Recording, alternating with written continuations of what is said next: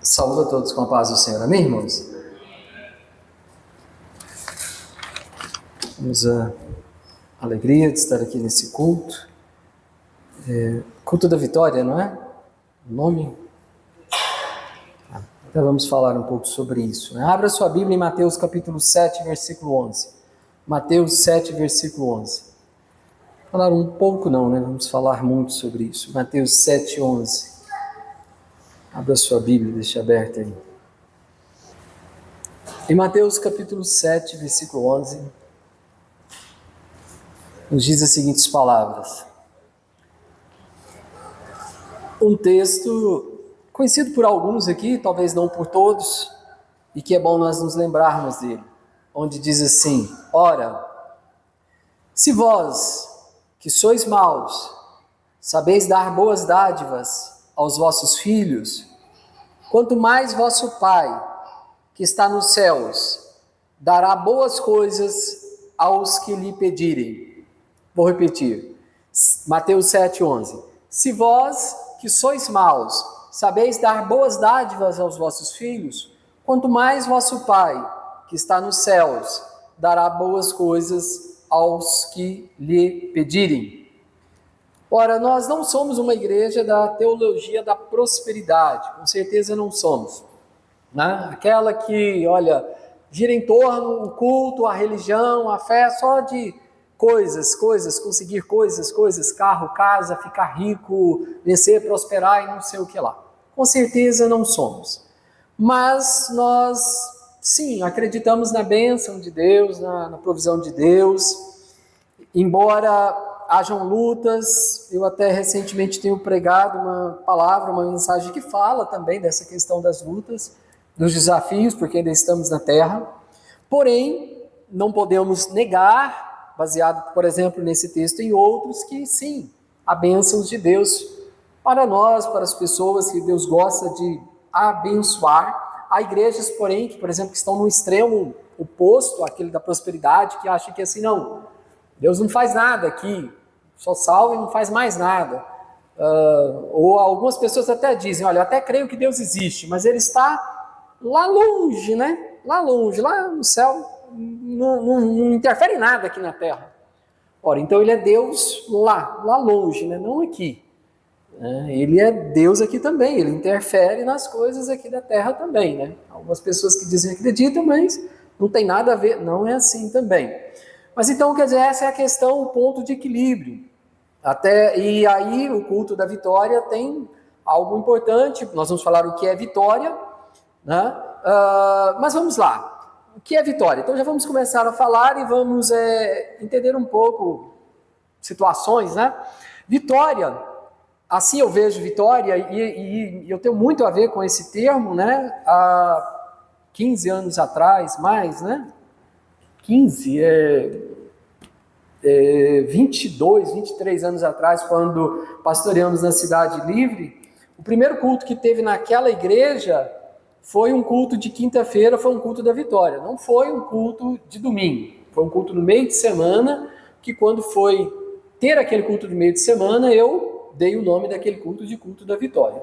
Naquele primeiro culto que teve naquela igreja. E durante todo aquele tempo que pastoreamos ali, 4 anos e meio, sempre teve aquele culto daquela forma, e ele era um culto movimentado, né? Ele era o único culto no meio de semana, e um culto abençoado, sempre foi.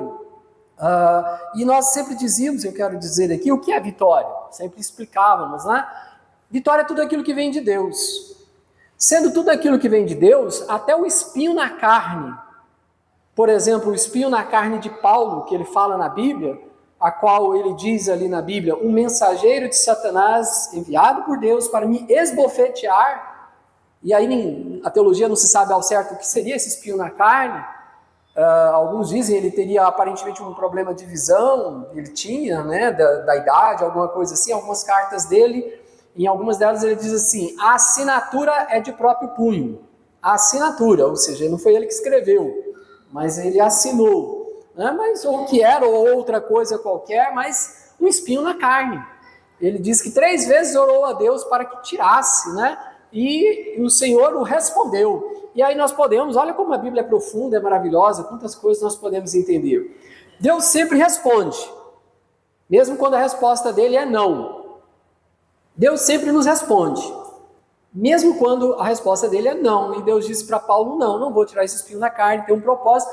E por que é vitória? Por exemplo, Deus disse, olha, meu poder se aperfeiçoa na fraqueza. Você tem recebido muitas bênçãos, para que você não se vanglorie, não se orgulhe, não se ensoberbeça, como muitos têm se orgulhado, ensoberbecido e perdido tudo que construíram, tudo que fizeram na obra, então ele vai ficar aí. E Paulo ficou com ele possivelmente até o final da sua vida, e aí lá em 2 Timóteo, capítulo 4, no finalzinho ele diz, combati o bom combate, acabei a carreira, guardei a fé. Ou seja, aquele espinho na carne, que era algo aparentemente difícil, era necessário e foi bênção. Amém, irmãos? Então tudo aquilo que vem de Deus é bênção. E tem hora, meus irmãos, que para ser vitória, culto da vitória, você vem aqui, Deus te tira algo. Deus te tira algo precioso, Deus te tira algo de valor financeiro. Algo que você valoriza muito, algo que você ama muito. Eu diria algo que você ama talvez mais do que a Deus. E aí você vem no culto da vitória e Deus te tira aquilo que você ama mais do que a Ele. Porque isso é vitória para você. Amém? Eu conheço algumas pessoas que enquanto eram pobres, estavam na igreja. Quando conseguiram alguma coisinha, eu não vou dizer rico não. E talvez você conheça várias pessoas assim, conseguiram alguma coisinha, conseguiram algum emprego porque estava desempregado, ou conseguiram um empreguinho melhor. Eu já conheci pessoas jovens que nós tudo crente na igreja, pobre, sem nada, o dia que comprou um carrinho velho, aí desviou.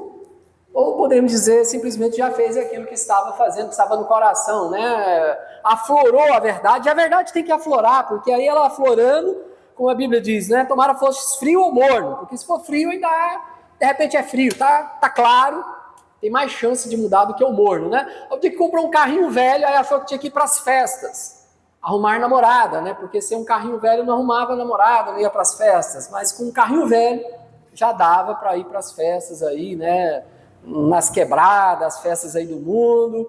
Então tem hora que Deus, a vitória é não abençoar mesmo, né? Porque aí é vitória. Mas sabe, e em termos de culto, de propósito de culto, de fé, de religião, é até curioso esse nome, eu acredito que é um nome acertado, desde que tem essa visão, tudo aquilo que vem de Deus. Mas eu me lembro lá perto de casa, por exemplo, uma igreja que parece até boa. Não sei, pode ser que sim, que não. Só que quando eu reparei o nome lá dos cultos, algo não está muito bom, não está muito certo, né? Que aí num culto igual a esse, de quarta ou de quinta, estava lá, culto de revelação. O nome do culto era culto de revelação. Sabe, é forçar, né? Forçar a barra, né? Tem gente que ama isso, que adora isso, que...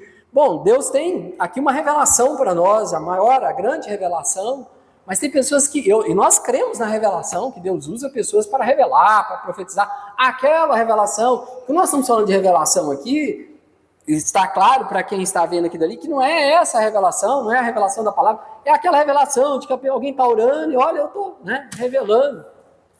Que Deus pode usar assim também, mas aí parece que a gente força, é forçar, não é?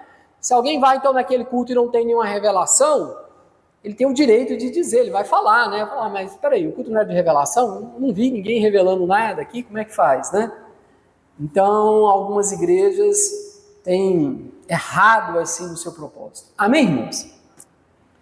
Mas eu acredito que esse nome é acertado e que o propósito nosso seja acertado. Como eu falei, tudo aquilo que vem de Deus. Mas vamos continuar então. Naquele culto nós tínhamos uma prática que sempre tivemos, eu acho muito interessante, que eu até brincava, né, dizendo naquele momento, eu falava, conta a bênção, irmão. Conta a bênção, irmão.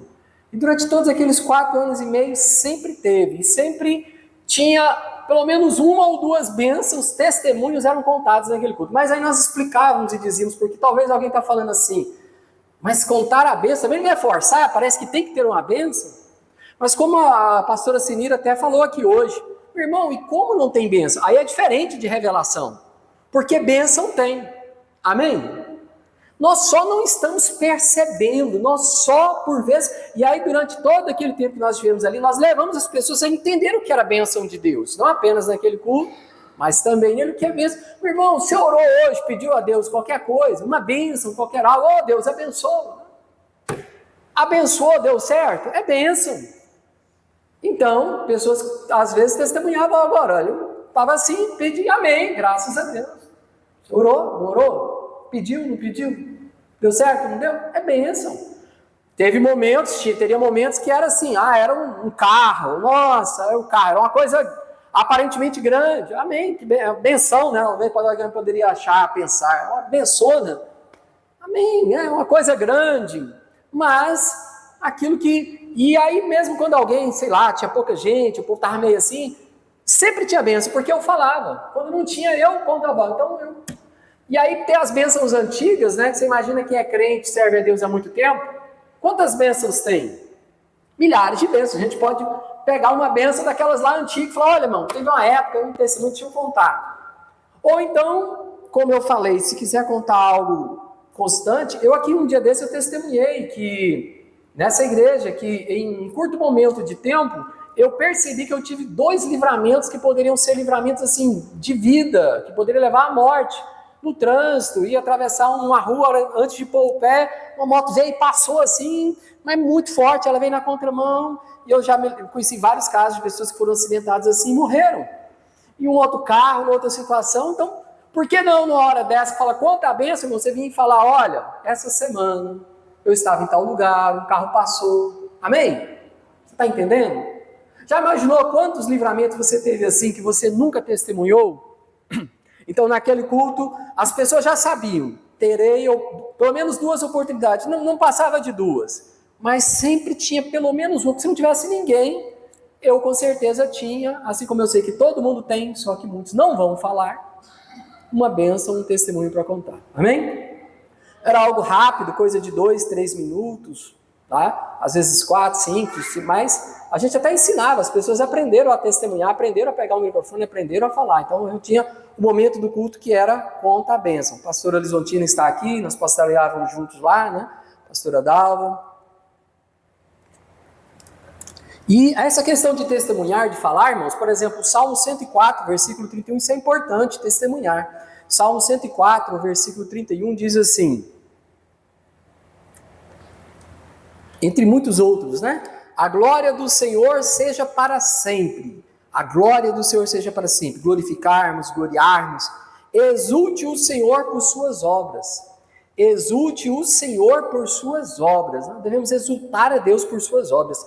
A teologia é tão curiosa, engraçada, alguns pastores, que talvez, e deve ter, alguém que até vai dizer, defender que não fala não precisa falar não, é vaidade, é orgulho, é isso, é aquilo, aquilo outro. Não, precisamos sim. E reconhecermos que foi Deus. Eu vou até falar um pouquinho mais disso daqui a pouco, porque muitas dessas bênçãos que Deus nos dá, depois que recebemos, às vezes nós achamos que não foi. Já eu vou falar sobre isso. Temos que testemunhar sim. Entre esses testemunhos, sabe, foram centenas e centenas, talvez mais de 1000, durante aqueles 4 anos e meio que tivemos ali, mas eu não me lembro de todos, eu talvez não me lembre de quase nenhum, mas tem um que eu nunca vou me esquecer. E eu quero que você perceba atenção nesse testemunho, por exemplo, que é uma coisa simples, aparentemente muito simples, mas que me marcou para o resto da minha vida. E perceba o que é bênção. E nós, por vezes, não percebemos que essa bênção, que para mim foi uma grande bênção de todas, eu só me lembro dessa, que foram contadas ali, mas e para algum talvez nem seria bênção, mas perceba só, um irmão que estava ali, que congregava ali conosco, se tornou diácono, se converteu aqui nessa igreja, era muito perdido, extremamente perdido, daqueles que ficava caído nas ruas, daqueles que morreria de cirrose, morreria em meio à bebida. Pra você ter uma ideia, naquele lugar, lá na porta daquela igreja, nós fomos, logo que chegamos ali, fomos na casa de alguém, uma mulher, problema sexual, cabeça virada e tudo, e entre muitas coisas, sem as 2 pernas. Aquela mulher perdeu as 2 pernas na calçada daquela igreja, porque antes dela ser uma igreja, ela era um bar, e ela bebeu e ficou caída lá na porta daquela calçada, e veio um carro de lá doido, lá não sei de que jeito lá, e bateu nela e atropelou ela ali, ela perdeu as 2 pernas, bem ali, naquela porta daquela igreja. E logo no início que chegamos ali, teve uma situação, um problema, no meio do culto tivemos de sair, deixamos o obreiro lá e fomos orar na casa, e era na casa daquela mulher, havia uma perturbação, uma luz escura, um problema sério, e nós fomos lá. Então, para você ver como que esse irmão vivia uma vida assim. E Deus converteu, mudou a história dele, da família dele. Já eu quero contar algo mais sobre a mudança da vida dele, que é uma das muitas, preste atenção, vem para cá, meu irmão.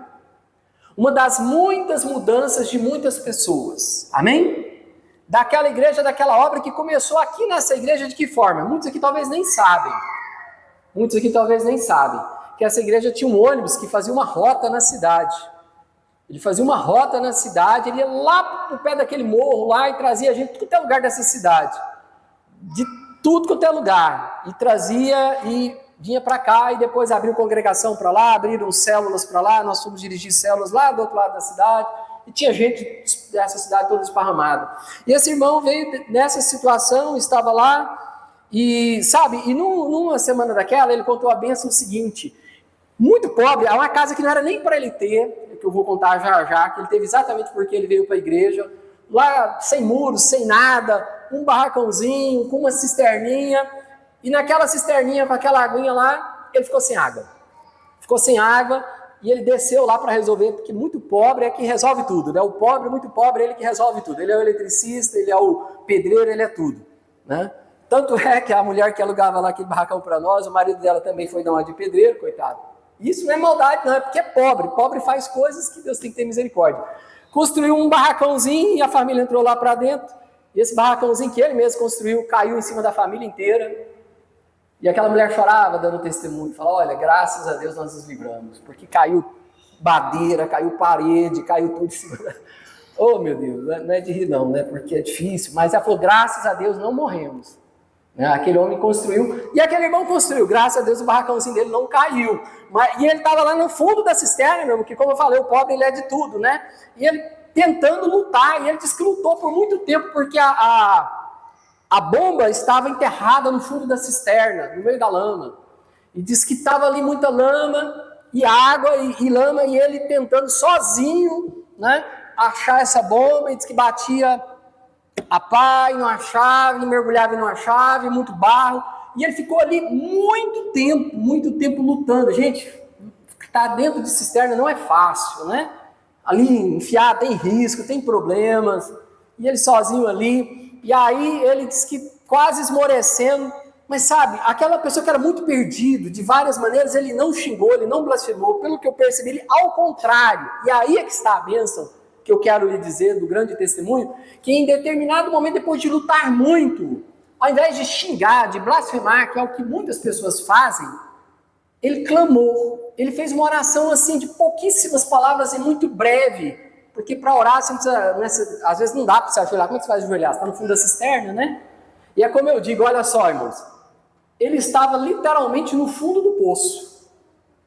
Concordam comigo que ele estava literalmente no fundo do poço, né? Não tem como, né? Muitas pessoas dizem: olha, eu estava no fundo do poço. Agora, aquele irmão, realmente, ele poderia dizer que ele estava no fundo do poço. Amém?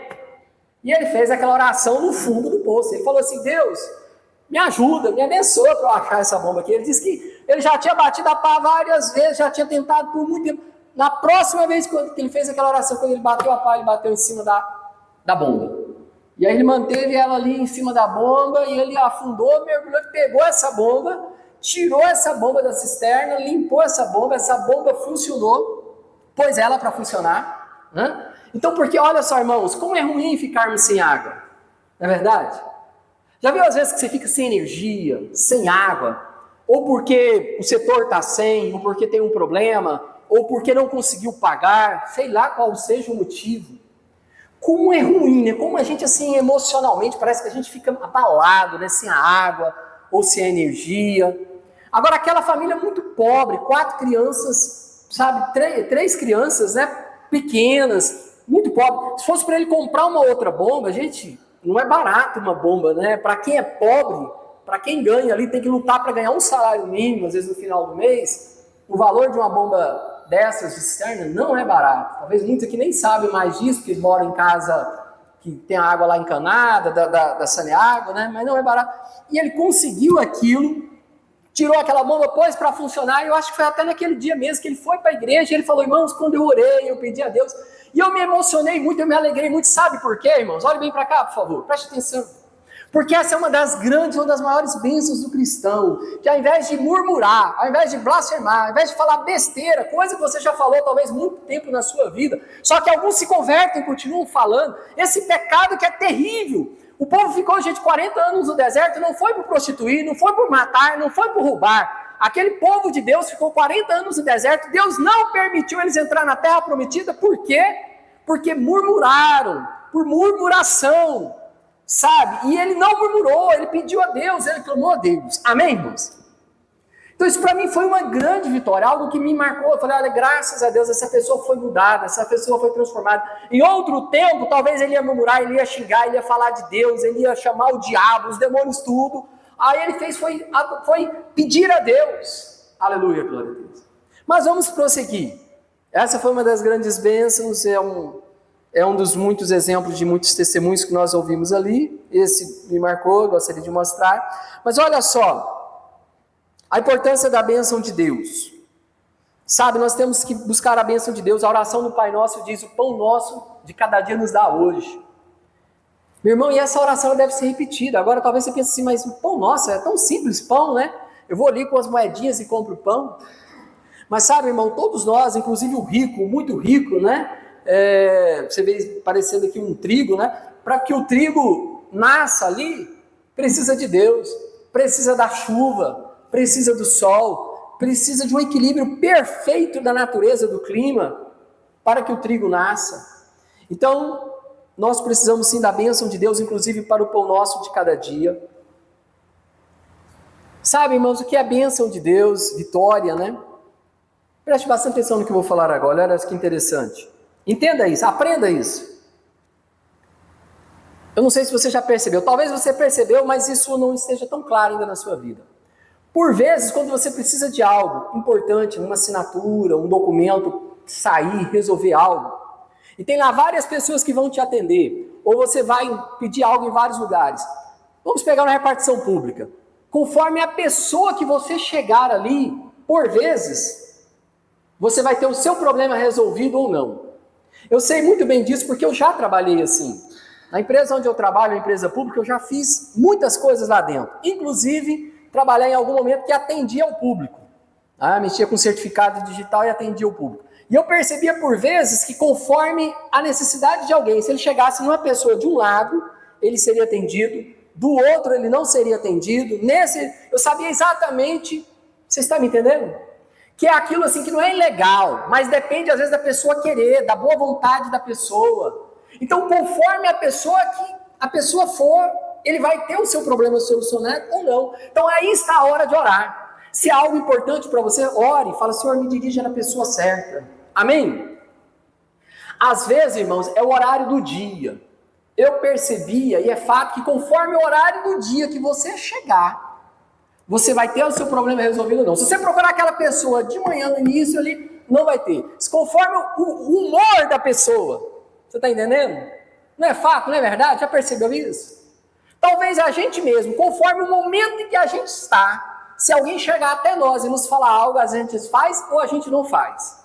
Então assim nós devemos orar a Deus por vezes. O pastor Ailton já testemunhou aqui uma situação, onde era um caso, uma situação de uma casa. O que estava em jogo era uma casa, que precisava de uma assinatura numa escritura. E ele orou a Deus antes. Primeiro ele orou a Deus. Amém? Entendendo? Está entendendo? Primeiro ore. E ele chegou, e aquela pessoa assinou aquilo por uma janela. Ele chegou e falou para aquela pessoa, havia um problema, uma situação. Ele falou, você precisa assinar isso aqui. A pessoa assinou por uma janela e entregou o negócio assinado por uma janela. Sempre que se fosse em outra situação, talvez aquilo poderia gerar um problema enorme, mas precisava daquela assinatura. Então, está vendo? Conforme o momento que a gente chega, né, a pessoa em que a gente procura, vamos entender isso, não vamos nos esquecer disso, vamos orar e falar, Senhor, me dirija na pessoa certa, no momento certo, na hora certa. Aleluia, glória a Deus. Amém?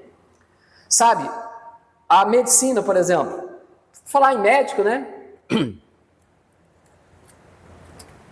Tem um médico lá no norte, a minha sogra falava, que ele dizia assim, A gente cura esses crentes, aí eles falam que foi Jesus que curou eles.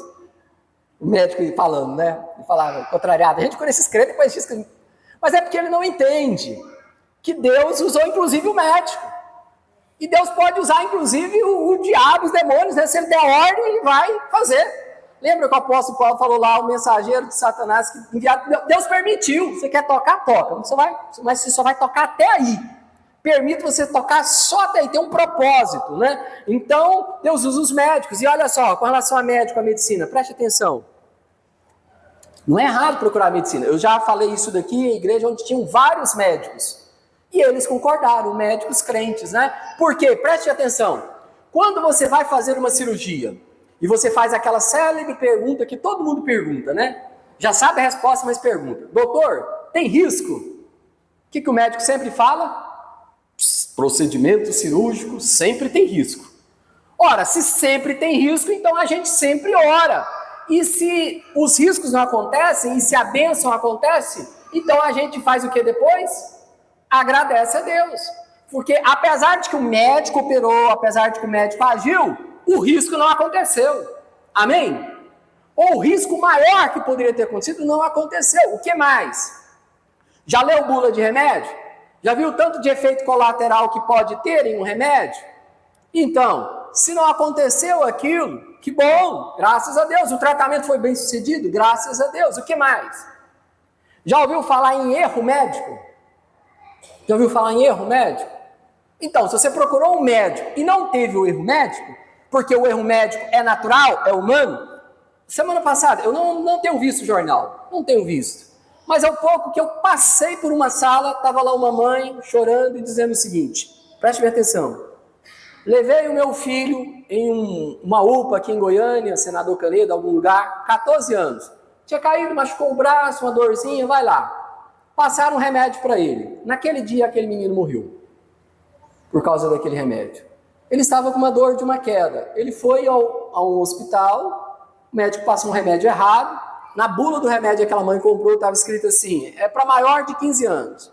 O menino tinha 14. Algo aconteceu com aquele remédio, com aquela dosagem, o menino morreu. Daquele dia para o outro dia ele morreu. Um menino de 14 anos que estava com uma dorzinha no braço. Quantos casos nós conhecemos assim de erros médicos? Está entendendo?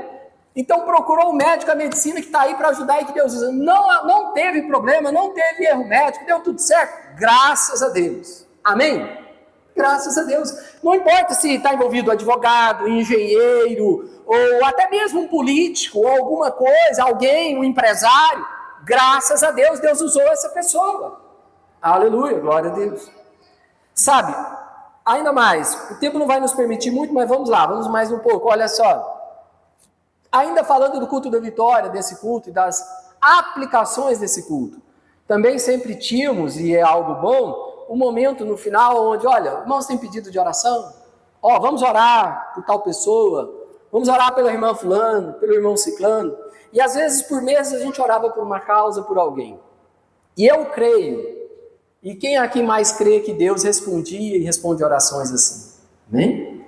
Oração intercessória, oração que a pessoa está crendo, está pedindo, que a gente está orando pela pessoa. Eu vou contar um testemunho. Eu creio que várias vezes, centenas de vezes Deus agiu ali, talvez milhares, mas eu vou contar um só. De uma irmã que estava ali e ela, estando grávida de uns 5 meses, ela perdeu a criança. Ela perdeu a gestação. Algo difícil aconteceu, mas olha só o que aconteceu após isso. Pessoas pobres, muito pobres, gente, e a pobreza faz coisas, né? Como faz? Né? Como faz? Precisando tirar aquela criança, sabendo que ela estava morta, já tinha sido ir do hospital falado que estava morta, mas demorou muito tempo para poder ter uma cirurgia para tirar daquela criança. E dizem que essa situação é perigosíssima para a mulher, né? Quando ela foi, depois de muita luta, daquele marido ficar lutando, de muita luta para conseguir fazer a cirurgia, no meio da cirurgia, naquela cirurgia, a médica que estava fazendo aquela cirurgia teve uma situação que foi o seguinte: quando ela acordou, quando ela voltou, estava a médica e uma outra enfermeira assim assustadas, olhando para ela, e ela voltou e elas assustadas, porque não era para ela ter voltado. E aquela mulher falou: olha, não era para você ter voltado. Nós achamos que nós tínhamos te perdido. Não era para você estar aqui, não era para você estar vivo. Ela falou, tem alguma coisa? Ela falou, ela perguntou, parece que aquela médica perguntou para ela sobre fé, alguma coisa. Eu acredito que o tempo que ela passou fora, sem bater coração e tudo, acho que foi muito tempo. E aí ela falou assim, você tá bem? E aí elas ficavam assim, você tá bem? Você tá ouvindo? Você tá falando? Então aquela médica, ela ficaram assim, admiradas, porque aquela mulher voltou, de uma situação que não era para voltar, e voltou bem. E 10 dias depois, 15 dias depois, aquela mulher estava testemunhando ali na igreja, dizendo o seguinte, que durante aquele momento em que ela ficou ali fora de si, que ela ficou, ela viu pessoas de branco em volta dela. E sabe, e nós oramos por aquela irmã, como nós sempre orávamos por situações assim, por qualquer pessoa da igreja que estava em qualquer situação assim, nós orávamos, e nós durante o culto, e era mais ou menos naqueles mesmos momentos que ela passou ali à tarde, entrou para a noite naquela cirurgia, naquele problema, e nós oramos por ela naquele exato momento, e ela disse que enquanto ela estava lá, ela se lembra de ver pessoas de branco em volta dela, ela cercada de muitas pessoas de branco. Amém, irmãos? E Deus deu a vida àquela irmã. Deus deu a saúde. Aquela médica testemunhou, falou, olha, não era para você ter voltado. Eu creio que esse foi um dos muitos livramentos de vida, dando a vida, livrando da morte, que Deus deu para pessoas ali. Então, e ela veio lá depois contar a bênção, ela veio lá depois testemunhar. E nós oramos, eu creio nessas orações. Então faça isso, irmão. Quero aproveitar aqui, né? Já pedi oração pela minha mãe, que está tratando ali dos olhos, né? Tá vendo? Nós temos que exercer a nossa fé, orar pelos pastores também, por toda pessoa, ela está em um tratamento de olhos, para Deus abençoar. E se alguém aqui tiver, peça. E sempre nesse culto, está aí, pode ser no culto de domingo também, mas nesse culto também vamos ter o hábito de pedir oração, de orar pelos irmãos que estão precisando. Amém? São oração de intercessão. Tem base bíblica? O que foi que Jesus falou? Chamou os 3 mais próximos, vem aqui, vamos comigo orar. Vem comigo orar. Chegou, voltou, eles estavam dormindo. Olha, nem ao menos 1 hora, disse Jesus. Nem ao menos 1 hora pudestes velar comigo. Era Jesus, era Deus. E pediu, orem comigo. Amém? A Bíblia fala a oração da fé, curar o doente, olha a intercessão. Fala, chame os presbíteros. Então, vamos orar. Tem base bíblica. Embora vai ter pregador até que vai dizer que não. Mas vamos orar. É curioso, estou quase encerrando, mas veja só. Um certo pastor disse, isso é muito curioso, é muito certo, né? Que nós, preste bem atenção que talvez eu e você fazemos isso. Pede, depois que recebe, acha que não foi Deus. Às vezes a gente pede algo, depois que a gente recebe aquela bênção, de repente a gente começa a pensar assim, acho que não foi Deus não, né? Acho que era para acontecer mesmo, aí aconteceu. Então por que orou antes? Então por que pediu a Deus antes? Porque que antes de receber, achava que precisava pedir a Deus. Depois que recebeu, aí já começa a achar que não foi Deus. Não, porque teve um médico, porque teve um advogado, porque teve um empresário, porque teve alguém com dinheiro. Mas peraí, mas antes você tinha fé e achava que precisava orar. Depois que recebeu, aí de repente começa a pensar que Deus não está naquilo ali. Está entendendo, irmão? Olha como somos. Olha como por vezes como somos. Sabe, meu irmão, ainda mais a igreja, estamos quase encerrando, mas olha só a igreja. A igreja é uma bênção, amém? Não é perfeita, não pregamos a igreja, mas a igreja é bênção. Não é perfeita, inclusive a igreja de Deus, Jesus ali não era perfeita, tinha suas falhas, mas era bênção. Mas olha só, e por isso esse momento do culto, dos cultos, né? Certa vez aqui eu andando nesse setor, com o irmão, quando ia abrir a escola Adonai aqui do lado. Eu fui o primeiro diretor daquela escola, né? Logo que abriu, a gente foi atrás dos alunos e divulgar, fiz grude e saí, aquele grude com maisena, né? E saí pregando cartaz aqui nas ruas aqui do setor sozinho. E em algum momento eu fui com esse irmão, nós entregando alguns folhetinhos nas casas, vamos abrir uma escola aqui, vamos abrir uma escola aqui. E aí eu percebi uma fala muito errada daquele irmão em algum momento, em algumas vezes. Nem me lembro, acho que eu não falei com ele sobre aquilo, mas muito errado, né? Olha o que aquele irmão dizia. Não, nós estamos aqui entregando, vamos abrir a escola, para a igreja devolver para a sociedade. Algumas vezes ele falou essa besteira muito grande. Para a igreja devolver para a sociedade algo. Devolver? A igreja está tomando algo? Né? Será que é o dízimo, a oferta, e tem que devolver? Né? Meu irmão, deixa eu te falar algo sobre a igreja. Preste bastante atenção então. Deixa eu te falar algo sobre a igreja, que ela não tem que devolver nada para ninguém, que inclusive os dízimos e a oferta é para a manutenção dela, e na verdade... fazer igual a igreja, acho que não tem. Já viu aqueles casos que alguém diz assim, olha, esse Ninguém mais resolve. E alguns até dizem, só os crentes às vezes que resolvem. Alguns falam assim, só a polícia ou só os crentes. Outros já falam assim, só os crentes. E tem alguns muito perdidos que mudou muito, e ele mudou tanto que eles até falam assim, olha, eu mudei demais. Deixei disso, deixei daquilo, só não virei crente. Ou seja, porque virar crente era a próxima etapa. Amém? Era a próxima etapa da mudança. Eu falei, só mudei e deixei tudo de errado. E alguns até falam assim, só não virei crente, que aí a mudança é completa. Amém? Olha o tanto que a igreja é importante. Meu irmão, aquela irmã que eu estava falando lá do fundo da cisterna, e entre muitos casos, a mudança na vida dele foi tão grande, sabe, que assim, o lote que ele comprou não tinha como ele comprar. Por várias vezes ele dizia, gente, eu não tinha nada na minha vida. Eu era alguém que não tinha nada. De repente ele vindo para cá, orando, pedindo a direção de Deus, alguém falou, olha, compra esse lote, tal. Dá um conselho, uma orientação, ora, ele comprou um lotinho, construiu um barracãozinho, pôs a família dele ali, deixou os vícios que vivia caído. Amém, irmãos? Aquele irmão, ele vinha para a igreja, olha como é interessante as coisas, né? Ele vinha para a igreja com 5 bicicletas. Na porta da igreja, só a família dele enchia a porta da igreja de bicicleta. Igreja na periferia é engraçado, né? Ao invés de carros, tem bicicleta. Aquela família eram 5 pessoas, cada um tinha uma bicicleta. O casal e os 3 filhos, os menininhos novinhos, pequenininhos, assim, pegava a bicicletinha, e aí a gente fala que é bicicleteiro. Porque o que é chique, né, que anda de bicicleta assim para físico, com a roupinha especial, é ciclista, né? O pessoal fala ciclista. Agora, aquele que a bicicleta é o meio de transporte, o povo até fala, bicicleteiro. Atropelei um bicicleteiro, né? Não fala ciclista. Agora, se é aquele bonitão, com aquela bicicletona, ninguém fala bicicleteiro. É ciclista, né? Até o nome é diferente. Aquele pessoal era bicicleteiro, aí enchia a porta da igreja com as bicicletinhas deles. Mas, meu irmão, uma família que mudou, abençoada, alguém que não era para ter história, que não era para ter nada e que teve. Ainda hoje eu vejo ele lá na rede social, umas fotos sorrindo e tal, parece que está bem. Não era para estar vivo, a gente distanciou mais, né? Mas eu acho que ele continua, a família dele, eu vejo lá a foto de filha dele com beca, de formatura, na rede social, formou a filha. Amém? A família. Agora, para você ter uma ideia, né? O irmão dele que se afastou, era para estar bem, mas ele afastou. Sabe como aconteceu com o irmão dele? Que os dois vieram juntos, o irmão dele de mais aparência, de mais jeito e tal, e tudo mais, mas ele se afastou. A esposa muito perdida, não queria nada com nada, dava trabalho demais para todo mundo aqui na igreja, mas a gente estaria lutando, é porque eles se afastaram mesmo. Aquele homem encontrou a esposa dele na cama com um irmão dele. Ele tinha vários irmãos. Ele encontrou a própria esposa na cama dele com um irmão dele.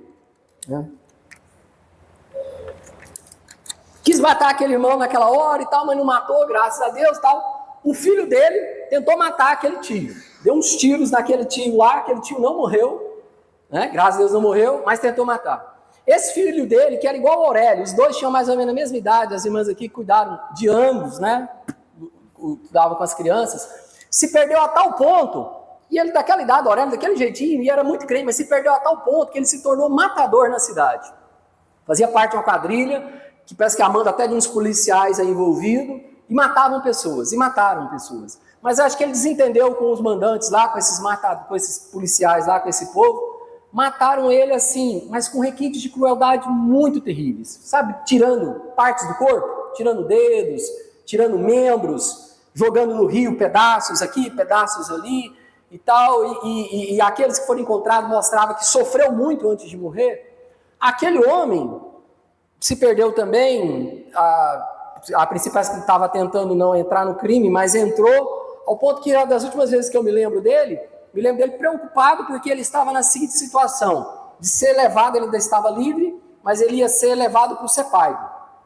Ele estava condenado, ele já tinha ficado no temporário, e saiu, mas agora havia vindo uma condenação maior e definitiva, e ele com muito medo, ele dizendo, olha, eu vou ser levado lá para o CEPAIB, lá é muito terrível. Lá... eu não sei o que vai acontecer comigo, lá é muito terrível. Então, sabe, aquela pessoa que se distanciou, a família foi por um caminho assim, e por vezes vai. E aquele que estava lá com a gente, lá na igreja, simplesinho, com as bicicletinhas, buscando a Deus, ouvindo, dava trabalho pra gente, pra pastor, às vezes a gente... Quantas vezes eu fui lá naquele barracão orar, conversar, aconselhar, com paciência, fazendo aquilo que a gente faz, que o crente faz, mas graças a Deus valeu a pena, porque ele continuou nos caminhos de Deus. Amém, irmãos? Último versículo para orar, para falar, e olha só, olha que bênção, Gálatas 5:22. Estamos no culto da vitória, vou encerrar por agora, que é uma bênção, uma vitória, e Gálatas 5:22 diz o seguinte, as bênçãos de Deus são tantas, né? Tantas que falamos aqui, ainda tem mais, olha só. Gálatas 5:22. Mas o fruto do Espírito é amor, alegria, paz, longanimidade, benignidade, bondade, fidelidade. Amém? Que bênção, né? Esses são os frutos do Espírito. Sabe, irmãos, eu costumava falar algo e falo ali, na verdade, em qualquer lugar aqui, olhando assim, jovens, adolescentes, rapazes, moças, falo, olha que bênção.